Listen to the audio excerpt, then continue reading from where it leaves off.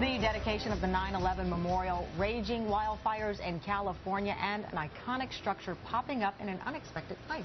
Those are just some of the memorable stories captured in our weekend pictures. And here with the look is Mark Elwood, a contributing editor at Condé Nast Traveler. Mark, good morning. Morning, Mark. Let's start off with that picture of President Obama at the opening ceremony yesterday of the 9/11 Memorial Museum. So extraordinarily moving. And this image here, this memorial tower, this was the last tower that was removed from the construction site. Essentially, when this was taken away, recovery ended, rebuilding began. I think that's the wonderful symbol of this, the totem with the NYPD here.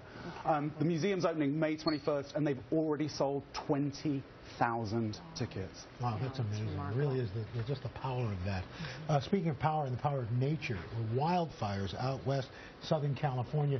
This talk about somebody railing against the wind, just a lone solitary man trying to protect his home with a garden hose. With a garden hose. A 72-year-old man, James Hawkins, protecting his home with this garden hose. This has been an extraordinary $22 million worth of damage already.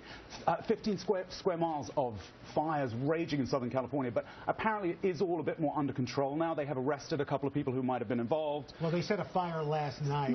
They're not sure what it means, but sadly we have one fatality, they believe. They're just, but amazing, but an amazing image. Yeah, this unfortunately, I mean, the evacuations are put in place for a reason, and this is not a good idea. All right, let's look at our next one. I love this photograph. These are some young men and women, freshmen at the U.S. Naval Academy. Wow, that says it all. Doesn't this make you want to take a breath?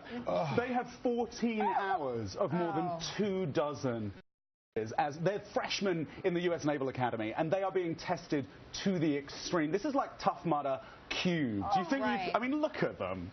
Well, that one young woman's smiling. I think she's like the agony and the ecstasy. Maybe that was the after shot. What I love, apparently they carry mustard in their pockets to help with the cramps. That really does work. They squeeze a bit of mustard into their mouths, and there's a chemical in mustard that loosens your muscles. Who knew? No idea. More reason to eat mustard. I wonder if it's Dijon or Gouldens. And next, a pretty unusual photograph, a replica of the Sphinx popping up where? What is that? So crazy. And she looks a little cross-eyed there. I don't know if you've ever... Love it. But she is apparently, this is a replica in northeastern China, she's the same size, she's a little shorter, like they sort of jammed her into a corner. She's in what's going to be a theme park and a movie studio, an $800 million theme park and movie studio that opens in a couple of years.